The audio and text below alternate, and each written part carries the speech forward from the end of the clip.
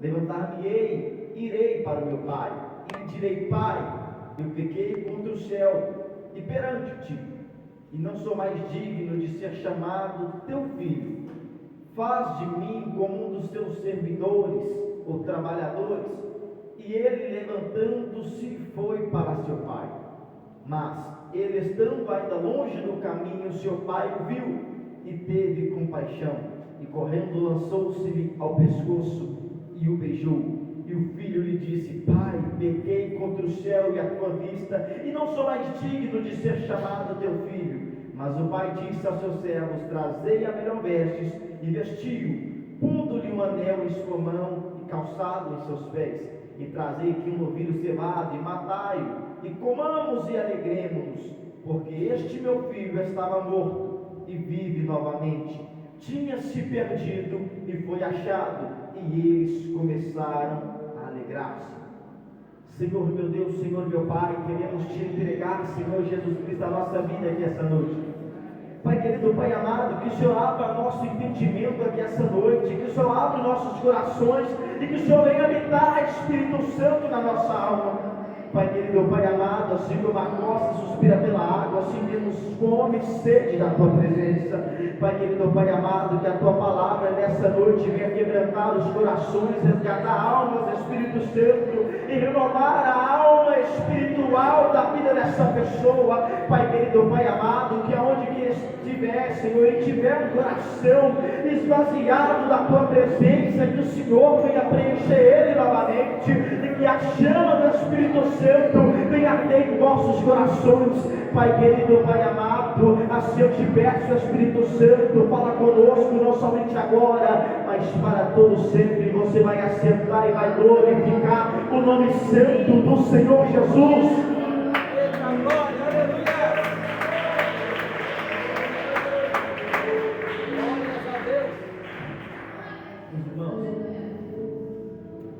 Eu quero advertir os irmãos aqui já, para pedir a atenção dos irmãos aqui essa noite, porque o que o Senhor tem para falar conosco é bastante sério e bastante delicado. Então não converse, não deixe que o irmão ao seu lado tire a sua atenção.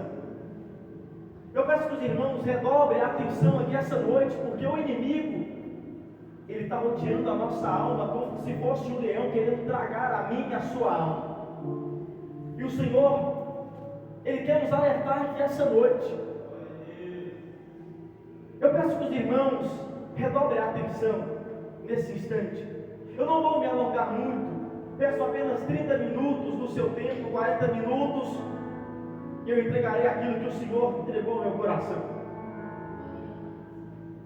Nós sabemos que Jesus, ele inicia o capítulo de número 15 sobre uma pressão dos fariseus, a qual os fariseus vão dizer: como esse homem que se diz ser santo se assenta para comer com publicanos e pecadores? Como que esse homem se assenta, dialoga com pessoas de tão baixo calão?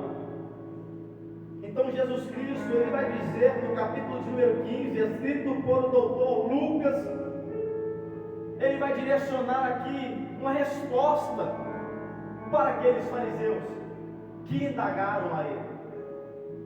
E ele vai dizer a motivação de se assentar com eles nesse capítulo de número 15, porque a motivação das 3 parábolas, por qual Jesus estava mostrando para os fariseus que o Senhor, ele tinha descido não para aqueles que necessitavam, mas aqueles que precisavam escutar e ser ensinados.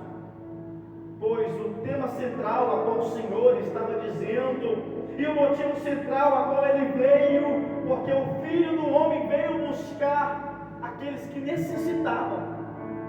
O Senhor, ele não veio para a nata religiosa, mas o Senhor veio para aqueles que estavam com a sua alma na falência. O Senhor vai dizer: eu não vim para aqueles que não necessitam de médico, mas eu vim para aqueles que necessitam ser curados. Eu não vim para aqueles que já são santos, não. mas eu vim para aqueles que necessitam de um Salvador. Jesus Cristo veio buscar aquilo que se havia perdido. Então ele diz bem claro para os fariseus: eu vim aqui para buscar aquilo que um dia se foi perdido. É este o motivo. A gente está diante do capítulo de número 15, onde tem 3 parábolas, a qual nós chamamos parábolas irmãs, porque as 3 muda apenas o destinatário, mas tem a mesma simbologia e o mesmo entendimento.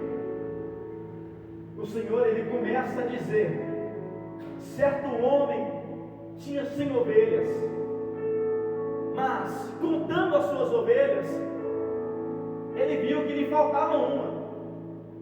Ele ajuntou as 99 e colocou em um lugar seguro, e foi à procura daquela ovelha que se havia perdido do seu campo.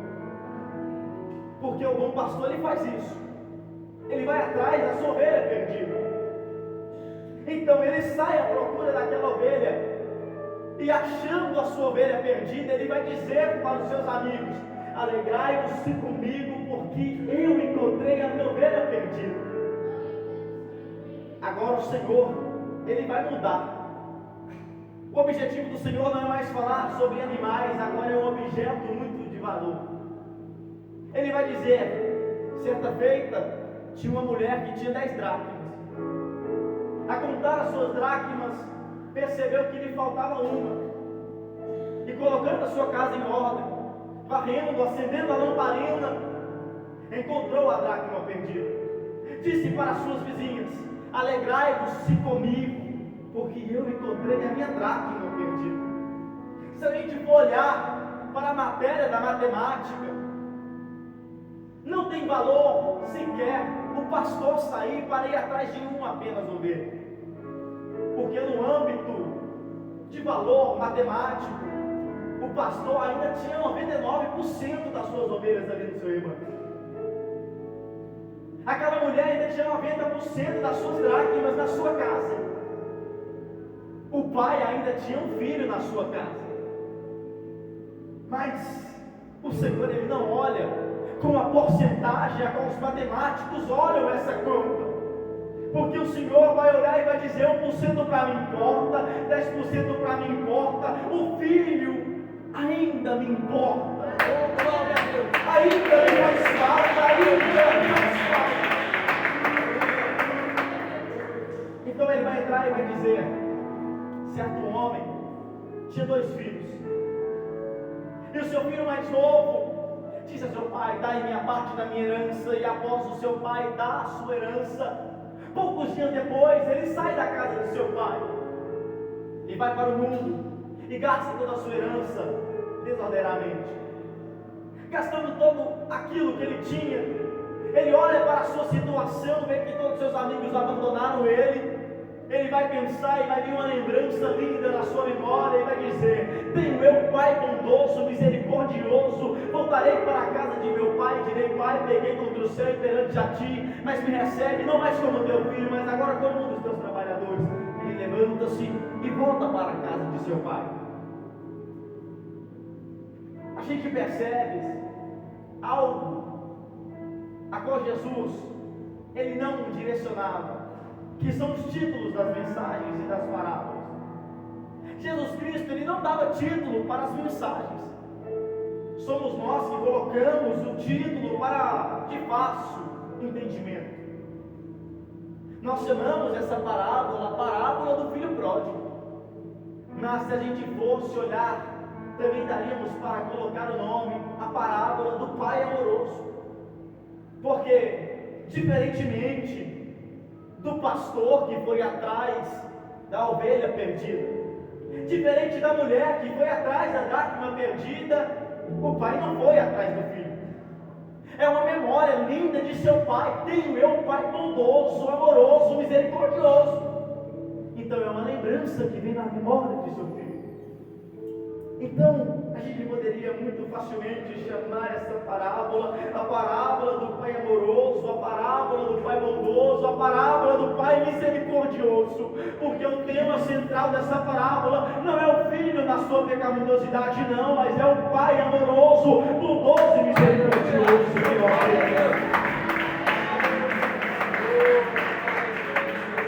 Algo que me chama bastante atenção é quando esse filho vai dizer: pai, dai-me a parte dos meus bens, dai-me a parte da minha herança, dai-me a minha parte. Quando a gente entende isso, quando o filho diz: dai-me a parte da minha herança, a gente percebe que é um grito de independência. É um grito que aquele filho está dando: pai, dai-me a parte da minha herança, porque eu não quero mais viver na casa de meu pai, porque na casa de meu pai tem princípios morais, porque na casa de meu pai eu tenho que regir e seguir a ordenança de meu pai, tenho que ficar na liturgia dos dedos de meu pai. Quando ele diz: pai, dai-me a parte dos meus bens, dai-me a parte da minha herança, ele está dizendo: pai, eu não quero viver mais sobre a sua conduta, agora eu quero viver sobre as minhas vontades, sobre o meu eu, o que impera sobre a minha vida, não mais a sua vontade, mas a minha vontade. A gente percebe algo, que o filho ele não se perde após sair das cercanias da fazenda da casa de seu pai. O texto vai ser bem claro, que quando ele diz: dai-me a parte dos meus bens, quando seu pai divide a sua parte, em poucos dias ele sai da casa de seu pai, porque ele estava perdido, mesmo depois que sai da casa de seu pai. Ele estava perdido dentro da casa do pai, porque ninguém chega do nada dizendo: eu quero sair da igreja, eu quero perder a comunhão com o pai, eu não quero ter mais intimidade com o pai, dai-me a parte dos meus bens que eu quero ir embora. Ninguém chega do nada dizendo: pai, dai-me a parte dos meus bens. Isso vem sendo maculado e criado na nossa mente, no nosso coração, ao longo do tempo. Nós estamos maquinando isso no nosso coração. É isso que o filho fez. Ele não se perdeu após sair da casa de seu pai, ele estava perdido dentro da casa do pai. Quantas pessoas do nosso meio não estão perdidas dentro da casa do pai? Ainda senta nos bancos da igreja, veste a camisa do congresso, se veste de uma forma adequada a qual a doutrina da igreja fala, mas ele está perdido dentro da casa do pai. Ele não sabe o que está fazendo dentro da casa do pai. Ele não sabe quem o pai é. Ele não sabe para que ele está aqui. Ele não sabe por que ele nos cultos, não. Ele está vivendo uma vida religiosa. Ele está vivendo uma vida de costumes, porque o costume da igreja é esse, porque o costume a qual eu fui ensinado é esse. Mas ele está perdido sem saber o porquê está vindo da casa de pai. O que é que eu estou fazendo na casa do meu pai? Se nós fôssemos nos perguntar diariamente, pastor Paulo, a pergunta diária que a gente tinha que fazer: o que eu estou indo fazer na casa do meu pai?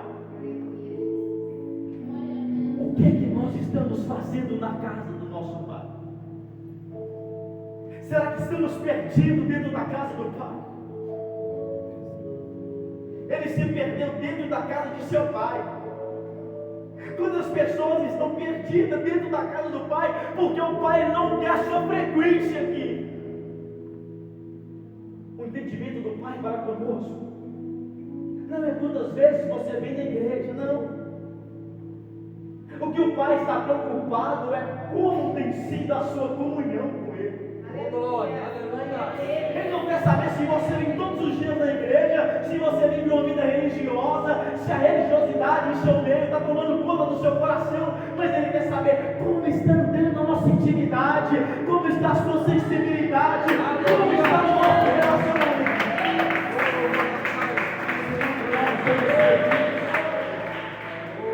Será que estamos perdidos? Deus ele não quer saber da frequência nossa nos cultos, não. Eu não estou dizendo aqui para você não congregar, não é isso. estou dizendo aqui que o que mais vale não é a sua frequência, mas é o relacionamento do filho com o pai. Jesus, estou sentindo uma graça tão grande para pregar nessa noite. Como tem sido a nossa comunhão com o nosso Pai? Aquela comunhão que quando a gente fala assim, o cheiro do meu Pai está na casa, eu sinto o cheiro do meu Pai, eu sei a voz do meu Pai, eu escuto a voz do meu Pai, eu sei quando o Pai está na casa, eu escuto a verdade do meu Pai e Ele me responde dizendo que eu sou filho. Como tem sido a nossa comunhão com o nosso Pai? Ah, Jesus. Ele deixou a casa do Pai. E é algo tão interessante que quando a gente está distante desse relacionamento com o nosso Pai, a gente é facilmente tragado por Satanás. A gente é facilmente consumido pelo inimigo. Ah, Jesus. A primeira coisa que o mundo arrancou desse filho não foi a sua herança, mas foi a comunhão com o seu Pai. A primeira coisa que o mundo nos arranca é o nosso relacionamento com o nosso Pai. Porque percebe-se, quando estamos longe do Pai, a gente é facilmente tragado por inimigo. A gente é facilmente tirado da presença do Pai. Quando nosso coração está longe da presença do Pai, a gente é facilmente enganado, tragado por Satanás. Ele faz o que quer, passa o mel na nossa boca e diz: isso é bom, mas é ruim. Mas quando estamos perto do nosso Pai, a gente é revestido de poder, de glória, de unção. E Ele diz: eu sou teu filho e as minhas mãos estão sobre ti, te protegendo, guardando, me dando de todo mal. Comunhão com o nosso Pai, Jesus. O pneu da moto segura para estourar somente quando nós chegamos na nossa casa. A gente assusta e fala: nossa, o pneu furou. Mas é as mãos do Pai regendo você, te guardando de todo mal. Mas quando a gente se esquece dessa comunhão com o Pai e diz: irei eu para o mundo, dai-me a parte da minha herança, dai-me a parte dos meus bens, e nos afastamos da casa do Pai. O texto vai nos dizer, melhor dizendo, quem vai dizer isso vai ser o filho mais velho. Ele vai dizer: esse teu filho viveu uma vida regalada. Permita-me dizer algo que eu penso. Ele estava vivendo de festas em festas, de casa em casa, de meretrizes em meretrizes. Estava longe da casa do Pai, vivenciando uma vida regalada, de festa em festas. E eu te pergunto essa noite: com que ele financiava essa curtição? Com que ele financiava essa vida regalada? Com a herança de seu pai. Ah, Jesus. Ele financiava tudo isso com a herança de seu pai. Mas tem um preço em tudo isso. Porque Satanás, ele até coloca nos nossos lábios que tem doce de mel no pecado. Mas existia um preço a ser pagado. Ele pagava um alto preço pelos desejos da sua carne, por matar a sua vontade. Tinha um alto preço. E qual preço era, pregador? O preço do pecado é arrancar tudo de Deus em nossa vida. Enquanto Satanás não arranca tudo da nossa vida, a gente não para de cometer o pecado.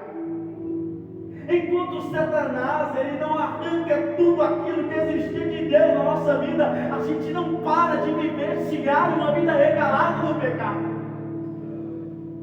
Porque o preço que nós pagamos é um alto preço, é o distanciamento da comunhão com o nosso Pai. Porque o pecado ele não é o nosso amigo. Se você tem abraçado o pecado, meus irmãos, eu vim aqui como uma voz profética na sua vida essa noite. O pecado ele não é o seu amigo. pecado ele não é o seu amigo. Porque a palavra do Senhor vai dizer que Satanás ele veio para matar, para roubar e para destruir a sua vida. Ele não é o seu amigo.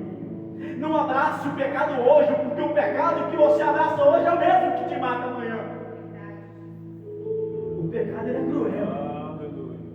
O pecado ele não tem misericórdia.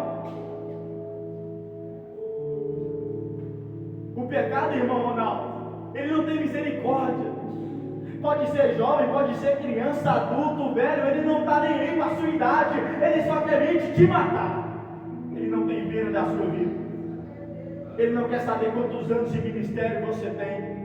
Ele não quer saber se você congrega, se você não congrega. Ele não quer saber se você tem carteirinha de membro, se você é dizimista da casa do Senhor. O pecado ele é misericordioso? Claro que não. Ele é piedoso? Claro que não. Ele é cruel. E ele está doido para tragar a sua alma. Ele está doido para matar a comunhão com Deus que você tem ainda. O pecado ele não é o seu amigo. E as primeiras coisas que aquele filho perde quando sai da comunhão com seu pai, Jesus. Uma das primeiras coisas que nós perdemos quando nos amigamos com o pecado. A primeira coisa que perdemos é a nossa pureza, é a nossa santidade diante da presença de Deus. Exemplo disso é Davi. Porque o pecado, quando nós cometemos o pecado, é como se fosse um abismo chamando outro abismo. Porque o pecado que a gente comete hoje, a gente tem que cometer outro amanhã para esconder o pecado de ontem. Então é um abismo chamando outro abismo. Davi é prova disso. Porque quando Davi, do seu castelo, olha para Betseba, ele olhou para ela. Depois ele desejou ela. E ele cometeu um ato. E para esconder esse ato pecaminoso, ele cometeu agora um ato de assassinato. Porque um abismo chama outro abismo. O pecado que cometemos hoje, a gente vai ter que cometer outro amanhã para esconder o de ontem. Porque quem vive na vida do pecado é um abismo chamando outro abismo. Mas esse Davi é o mesmo que disse: Senhor, não me deixes nenhum dia viver longe da tua presença. Glória a Deus. Não me deixes nenhum dia viver longe do Senhor. Não me deixe nenhum dia viver longe da face de Ti, Senhor, porque o meu coração, ó Pai, regozija na Tua presença, Espírito Santo de Deus. Não me aparte da Tua presença, Pai. Não aparte-me da Tua presença. Segundo lugar, que o pecado arranca de nós. O pecado leva a presença de Deus na nossa vida. A gente já não sente mais a presença dele.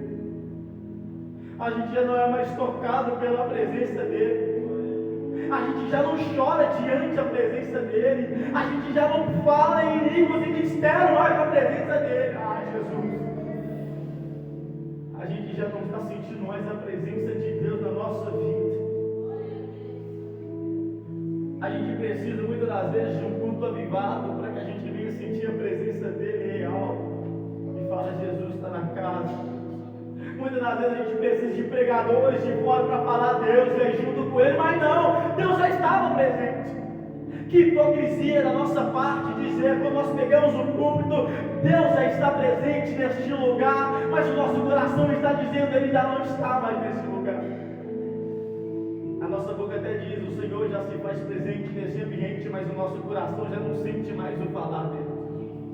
Os nossos ouvidos já estão tampados para não escutar o que o Senhor tem para falar conosco. Isso é muito sério, meus irmãos. Temos perdido a presença de Deus dentro da casa do Pai. Uma prova cabal disso é Sansão.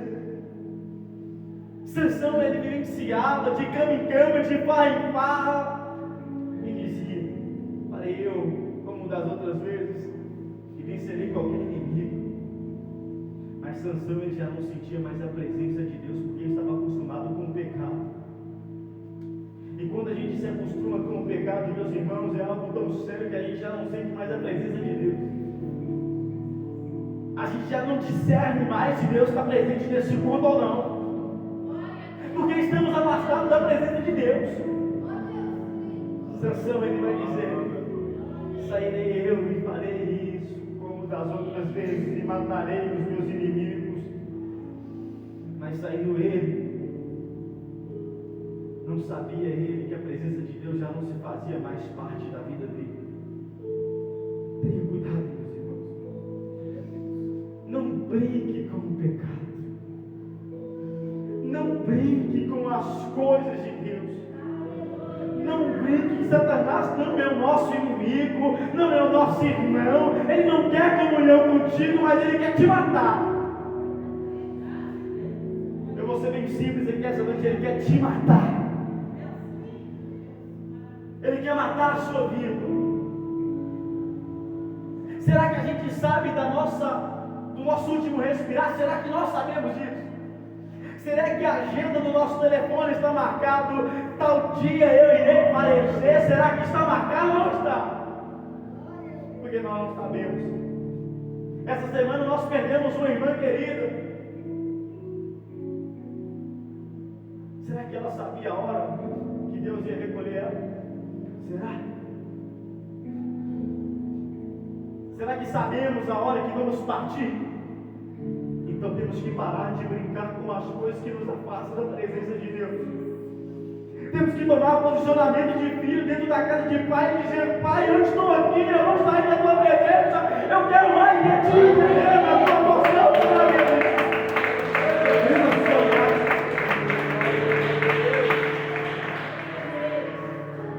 Em terceiro lugar, todo mundo tem o nosso coração lá. Não sobra lugar para Deus no nosso coração, porque a palavra do Senhor vai nos dizer que o Senhor, Ele não habita em templo dividido. Se o nosso coração ama o mundo, sinto muito em te dizer aqui essa noite que o amor do Pai não está em você. Ah, Jesus, quando amamos o mundo, não sobra espaço para Deus no nosso coração. Porque João, em sua carta, capítulo de número 2, versículo número 15 e 16, ele vai dizer: não ameis o mundo e nem aquilo que nele há. Porque quando nós amamos o mundo, o amor do Pai não está em vós. Sinto muito em te dizer, porque se você tem o seu coração dividido, o Pai, o amor do Pai não está em você. É difícil de escutar, mas é verdade. Se você não ama a Deus, Deus Ele não ama você. O amor de Deus não está em você. Sinto muito em te dizer, porque Ele não habita em tempo dividido, Ele não habita em coração dividido, Ele não habita, não. Ele quer o seu coração somente para Ele, Ele quer a sua alma somente para Ele, Ele quer o seu ser somente para Ele, Ele quer a sua vida desgatada de menos só para Ele, Ele quer a sua vida só para Ele. Deus, Ele é egoísta,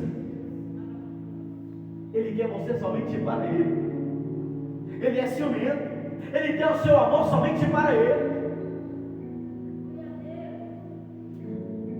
Mas o pecado, ele é cruel. Eu não venho aqui essa noite para acusar ninguém.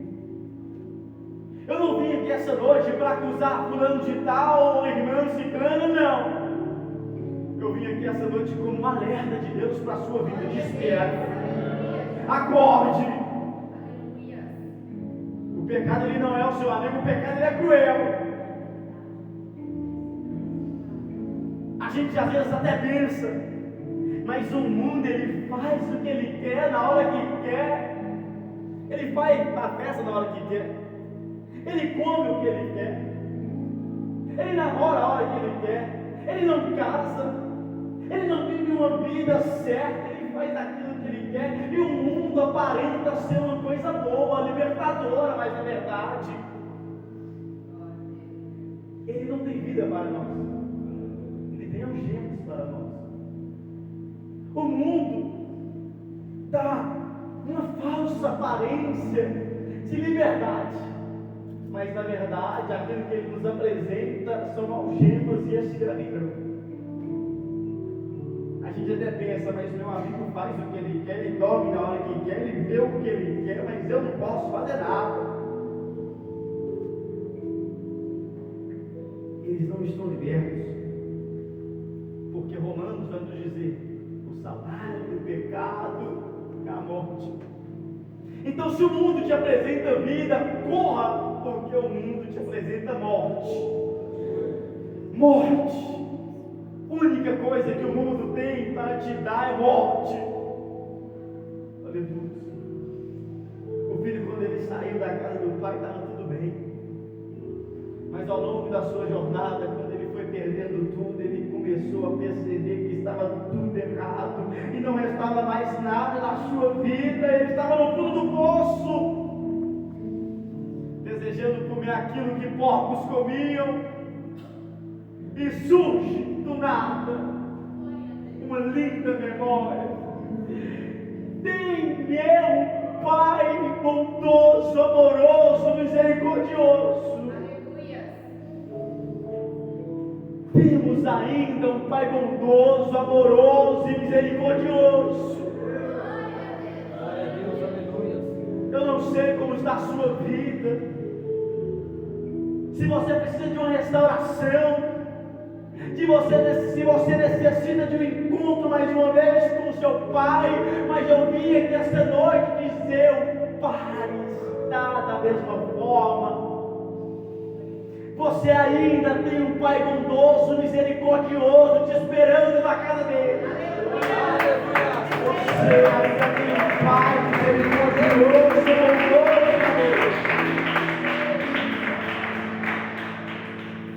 Ele diz: tenho eu um Pai misericordioso, tenho eu um Pai bondoso, amoroso, porque eu estou aqui querendo e desejando comer aquilo que porcos comem, mas os servidores e trabalhadores de meu Pai têm pão suficiente para saciar a sua fome, e eu aqui perecendo de alimento. Então ele vai dizer: voltarei eu, encontrarei com meu Pai novamente, porque o meu Pai ele é misericordioso. Ele se levanta, ele toma uma atitude na sua vida. Da forma que está, não pode continuar. Da forma que eu estou no fundo do poço, eu tenho que me levantar, irei para a casa do meu Pai, porque não basta somente vir na memória que temos um Pai bom, mas temos que ter uma coisa no nosso coração. Primeiramente, tenho eu que voltar para a casa do meu Pai e tomarmos atitude. Porque não adianta somente bater uma lembrança no nosso coração e na nossa mente, se a nossa atitude diz o contrário. Ele levanta, vai para a casa do seu pai, e ele ali, antes de chegar na casa do seu pai já estava ali esperando. Oh Jesus! Naquele tempo, alguns estudiosos vão dizer que o filho que pedisse a herança do seu pai, antes do pai falecer, se ele voltasse para a região novamente, ele era apedrejado, como uma forma de sentença. Quando aquele filho, pastor, está indo em direção à casa do seu pai, o pai já estava na porta esperando ele, porque o texto vai dizer: indo ainda para a casa de seu pai, no meio do caminho ele encontra com o seu pai. E o seu pai o abraçou e beijou seu pescoço, de uma forma de misericórdia. Quando o pai vai em direção ao seu filho com os braços abertos, pastor Paulo, dizendo: aqui está um abraço de misericórdia, te esperando voltar novamente. O pai estava dizendo para a sociedade daquela pessoa, a sociedade em seu meio, dizendo: hoje não haverá sentença, porque o abraço de misericórdia está estendido, e este meu filho que estava perdido foi encontrado novamente. Este meu filho que estava morto agora vive novamente. O braço de misericórdia do Pai está aberto para nós nessa noite. Ele estende os seus braços como uma forma de dizer para todas aquelas pessoas: eu estou aqui. E se vocês quiserem sentenciar, apedrejar o meu filho, terão que apedrejar a mim também. Terão que crucificar a mim também. Terei que matar a mim também. Se quiserem pegar o meu filho, terá que matar o pai também.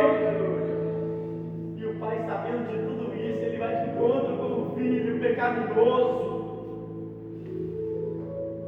O nosso erro, muitas das vezes, é achar que a gente está tão sujo que Deus ele não consegue nos amar novamente.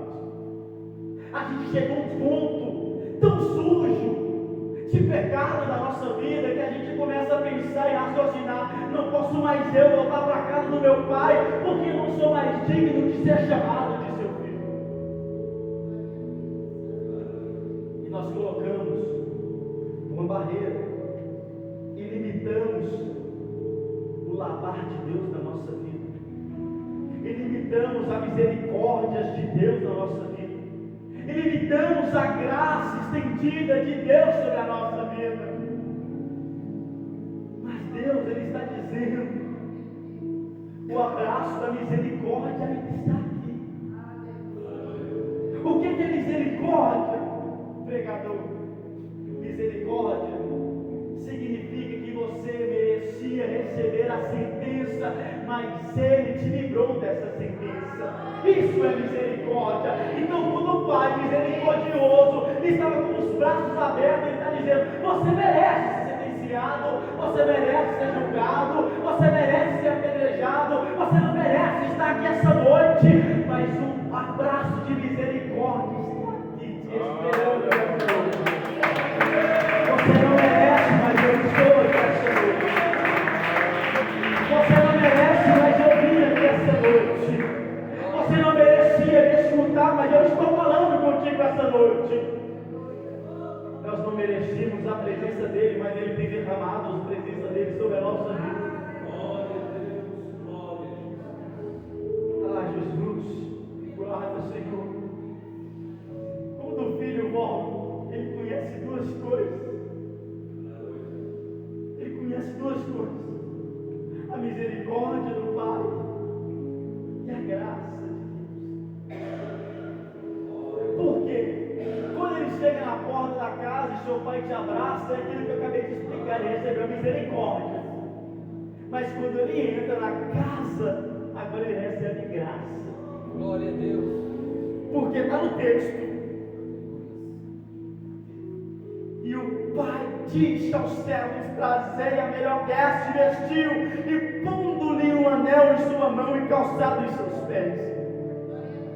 Ele recebe graça. Ah, Jesus. Ele recebe graça. A graça essa noite, ela nos dá um banho, meus irmãos. A gente, quando chegou naquela porta, a gente encontrou as misericórdias de Deus, mas quando a gente colocou o nosso pé aqui dentro, a gente está sendo lavado pela graça de Deus. Lá fora a gente conhece as misericórdias, mas aqui dentro a gente conhece a graça de Deus. Lá fora a gente foi encontrado pelas misericórdias de Deus, mas aqui dentro a gente é revestidos pela graça de Deus. Ah, Jesus. O anel escrito aqui é um anel de autoridade. O filho voltou para casa de seu pai dizendo: faça-me como um dos teus trabalhadores. Porque ele tinha perdido a sua identidade, o mundo tinha pecaminoado a sua mente, e ele pensava: eu não sou mais digno de ser chamado teu filho. Mas a graça de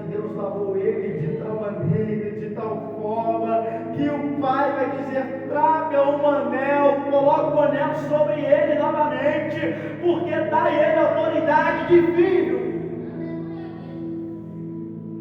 Satanás, ele quer que a gente pense que a gente ainda é escravo, que a gente ainda é um trabalhador, que a gente ainda é servo, mas Deus está dizendo para nós: você perdeu a identidade de escravo há muito tempo. Você é filho, mas você não está escutando a voz de seu pai. Você é filho, filho, filho, filho. Você ainda é filho. Você ainda é filho. Você é filho de Deus. Não se coloque em lugar de servos. Você é filho de Deus. Não se trata assim mais como escravo, porque você agora é filho de Deus.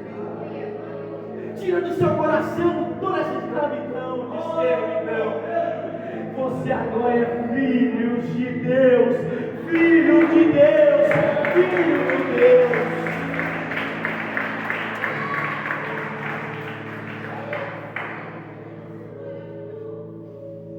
Deus, Ele está nos lavando aqui essa noite. Eu finalizo. O mundo, ele nos suja de tal maneira que a gente até pensa, irmão, não tenho mais condição de ser lavado.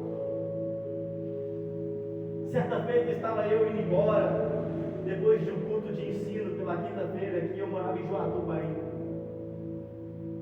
e eu tinha um discipulado às 10 horas da noite. E eu apreensivo na porta da igreja, porque ninguém aceitava a minha corrida, e eu falava: tenho eu que chegar em casa logo. Esse motoruber chegou aqui, e a gente foi conversando ao longo da estrada, e ele numa lentidão, e eu apreensivo, dizendo: meu Deus, ele não acelera essa moto. Mas a gente não entende o trabalhar de Deus. Ele começou a falar. Eu era do meio cristão, e tinha um tempo que eu já estudava essa palavra, quando Deus tinha colocado no meu coração. E ele disse: eu não consigo mais voltar. Eu disse: mas por quê? Ele pegou e disse para mim: porque antes de eu voltar, eu tenho que me livrar de algumas coisas, eu tenho que deixar algumas coisas. E quando eu estava estudando esse texto, há muito tempo atrás já, e eu estava tão cheio naquela noite, eu peguei e falei assim: mas esse pensamento que você está tendo é pensamento de muitas pessoas também que saíram da igreja, que eles têm que largar o erro primeiro para depois voltar para a casa do Pai. E eu estava estudando essa parábola, e veio aqui na minha mente o filho pródigo, que saiu da casa do pai. Eu peguei e falei assim com ele, usei um exemplo bem simples de entendimento. Eu falei com ele assim: eu vou usar um exemplo com o senhor, ele pode falar. Quando nós estamos sobre uma nação de barro, e a gente nos suja todo ali, a nossa mão ficou limpa, a gente vai tentar nos limpar, a gente vai conseguir limpar até algumas partes, mas só a gente tomando um banho no chuveiro da nossa casa que a gente vai ficar limpo por completo. E eu falei assim: agora é hora de aplicar isso aqui. Eu falei: é a mesma coisa das pessoas que saíram da igreja. Elas tentam até se limpar do pecado. Elas tentam parar com aqueles erros que eles cometem. Tentam se limpar com as suas próprias mãos. Pode até largar a bebida, pode até conseguir largar o cigarro, mas o único que pode te dar um banho verdadeiro é o chuveiro. Mas qual chuveiro é esse? É somente Cristo. O único que pode nos lavar por completo. A gente pode até tentar limpar-nos, a gente vai limpar algumas partes, Tem apenas um que pode nos lavar por completo, e Ele ainda continua sendo chamado de Jesus Cristo, Senhor dos Senhores, Rei dos Reis. E eu preciso virar em pé, se você está sujo essa noite, o Senhor nos lava por completo. Se nós estamos sujos, o Senhor nos lava por completo aqui essa noite. Glórias a Deus. Aleluia. Deus, Ele falou conosco aqui essa noite. E creio que os irmãos saíram daqui com uma reflexão. Será que estamos perdidos dentro da casa do Senhor? Leva essa pergunta para a semana dos irmãos.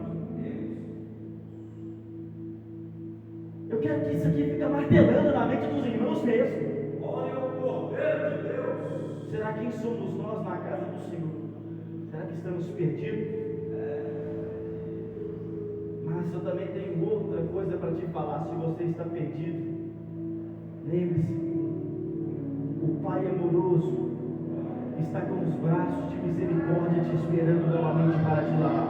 Assegure essa oportunidade em nome de Jesus.